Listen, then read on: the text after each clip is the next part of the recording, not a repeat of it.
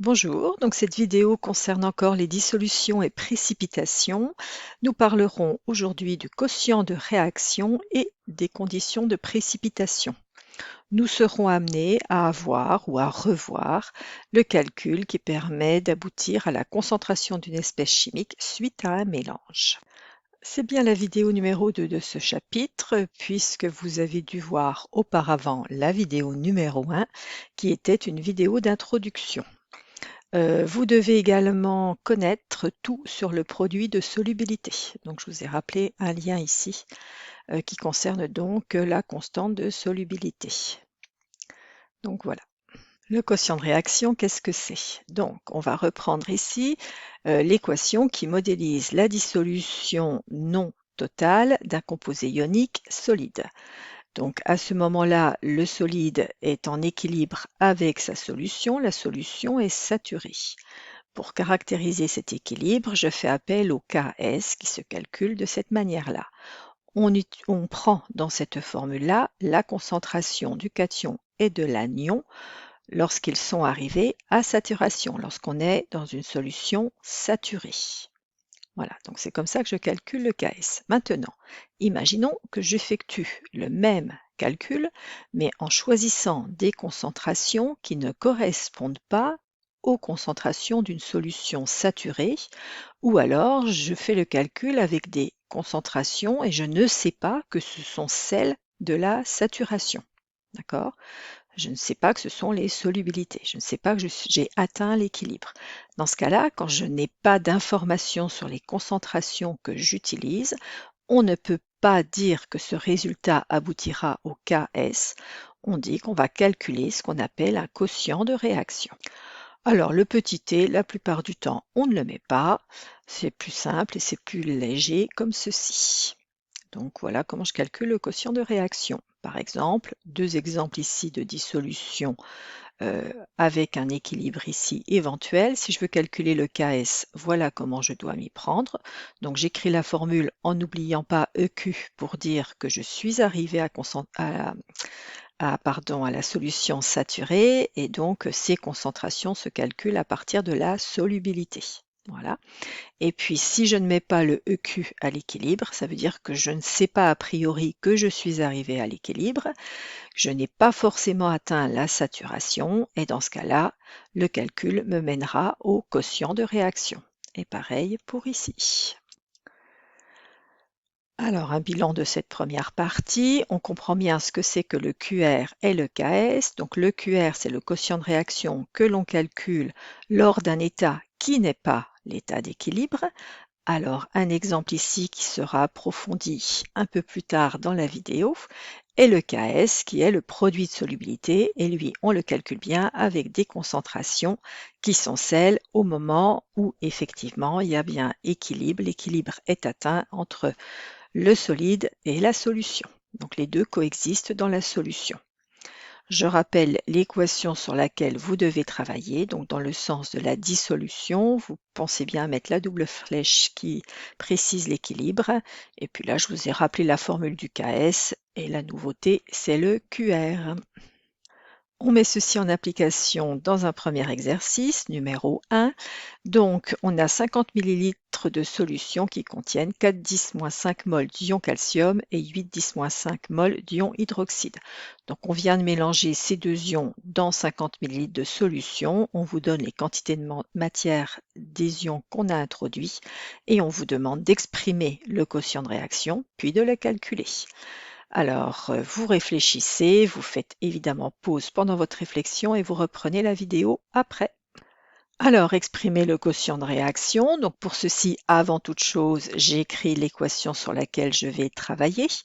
Donc, j'écris bien une équation de dissolution qui concerne, donc à droite, je mets bien la solution qui concerne les ions calcium et les ions hydroxyde, donc la solution d'hydroxyde de calcium, et puis à gauche, j'écris la formule statistique de l'hydroxyde de calcium solide. Donc voilà l'équation sur laquelle je dois travailler. Ensuite, je peux exprimer le quotient de réaction, donc la concentration des ions Ca2+ à la puissance 1 fois la concentration des ions hydroxyde au carré. Je vais pouvoir maintenant calculer sa valeur, mais pas tout de suite, puisque je ne connais pas la concentration de chacun de ces ions. Je dois les calculer d'abord.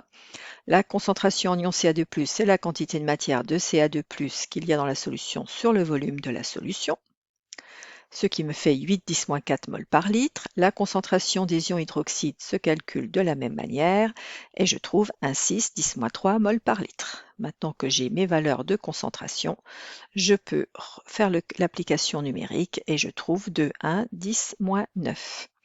Il n'y a pas d'unité, tout comme pour le KS. Donc un quotient de réaction n'a pas non plus d'unité. Voilà le résultat trouvé. Alors, un deuxième exercice maintenant, un petit peu plus compliqué dans sa présentation. Alors, on va prendre un bécher, on va y introduire une première solution et on va y ajouter une deuxième solution. La solution qu'on a au départ, c'est du chlorure de sodium et on me donne son volume, 50 ml, sa concentration, 0,10 mol par litre. Et je vais y ajouter du nitrate d'argent, on me donne son volume et sa concentration, donc 30 ml et 0,020 mol par litre. J'effectue le mélange. Je vais donc me retrouver avec une solution qui va contenir au total 4 ions. On me dit quand même que les ions nitrate et les ions sodium sont spectateurs. Donc ça, c'est une indication pour me dire que les ions sodium et les ions nitrate vont rester en solution. Ils ne vont pas précipiter. Donc eux, je ne m'en occupe pas. Donc au fond, qu'est-ce qu'on va me faire chercher? C'est est-ce que les ions argent et les ions chlorure, eux, vont précipiter?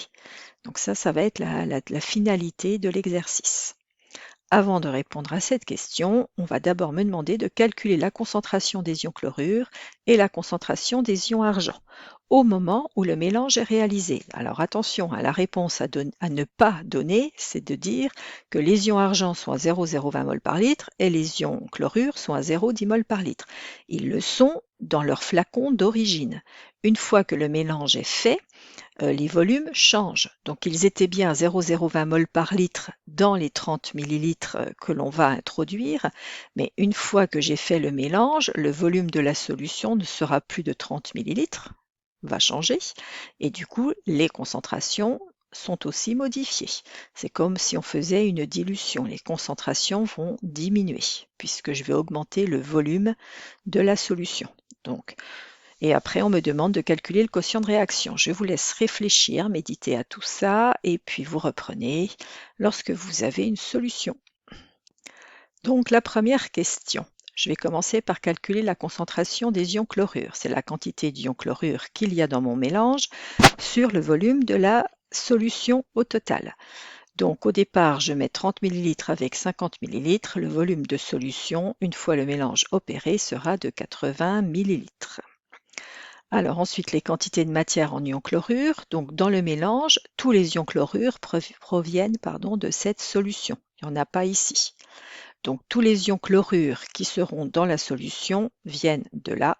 Donc pour calculer la quantité de matière d'ions chlorure qu'il y aura dans la solution, je vais devoir faire N1 égale C1 fois V1, ce qui me donne 5-10-3 mol. Maintenant que j'ai la quantité de matière et le volume, je peux faire l'application numérique et aboutir à une concentration de 5-10-4 mol par litre. De la même manière, la concentration des ions argent, c'est la quantité de matière présente dans mon mélange sur le volume de la solution. La quantité de matière d'ions argent, puisqu'ils ne proviennent que de cette solution, cette quantité de matière sera égale à C2V2, c'est-à-dire 6-10-4 mol. Quant à la concentration, je trouverai 7,5-10-3 mol par litre. Donc voilà, donc pour mémoire, je mets ici de côté les deux concentrations que je viens de trouver. Et je passe à la question 2. Donc la question 2, calculer le quotient de réaction. Donc pour calculer un quotient de réaction, c'est comme pour calculer un KS, même si ce n'est pas demandé clairement dans la question, je n'oublie pas dans un premier temps d'écrire l'équation qui va me permettre d'aboutir à ce quotient de réaction. Ce n'est pas n'importe quelle équation, j'écris un équilibre entre le solide éventuel qui peut se former et la solution sur laquelle je travaille. Donc là, ce qui m'intéresse, ce sont les ions argent, les ions chlorure. Pour l'instant, ils sont en solution ici. Et puis, s'ils forment un précipité, ce sera celui-ci. J'écris l'équation dans le sens de la dissolution. Maintenant que j'ai écrit ceci, je peux écrire le QR, c'est la concentration des ions argent puissance 1, concentration des ions chlorure à la puissance 1, et ce qui me mène à 3, 8, 10, moins 6. Pas d'unité toujours, voilà pour le quotient de réaction. Donc j'ai trouvé le quotient de réaction, très bien, mais maintenant comment je peux faire pour savoir si oui ou non, suite à ce mélange, les ions argent et les ions chlorure vont former un précipité de chlorure d'argent. Donc c'est ce qu'on va voir maintenant. Je rappelle pour ceci, pour mémoire, ce que c'est que le QR et le KS, ça a déjà été vu. Maintenant, on va comparer ces deux-là, ou bien QR est plus petit que le KS, ou il est égal, ou il est plus grand. Donc quand QR est plus petit que le KS, ça signifiera qu'on aura une solution qui ne sera pas saturée. Autrement dit, on pourra encore dissoudre du composé. Pas de précipité observé. Si le QR est égal au KS, dans ce cas-là, on aura affaire à une solution saturée. Tout juste saturée, mais saturée. Autrement dit, elle sera en équilibre avec le tout premier grain de précipité formé. Voilà. Et puis si QR est franchement plus grand que le KS, dans ce cas-là, aucun doute, un précipité sera observé dans la solution, qui sera du coup saturée. Alors, exemple, on reprend l'exercice d'application numéro 1. On avait répondu à cette première question. J'en ajoute une deuxième. Observe-t-on une précipitation? On me donne le KS ici, le KS de l'hydroxyde de calcium. Donc, deuxième question, je sais que le KS vaut 5, 10, moins 6. Je sais que le QR vaut 2, 1, 10, moins 9. Y aura-t-il ou pas précipitation? Donc, je regarde, je vois bien que QR est bien plus petit que le KS. J'en déduis qu'il n'y aura pas de précipitation. Ma solution n'est pas saturée. Je passe au deuxième exercice.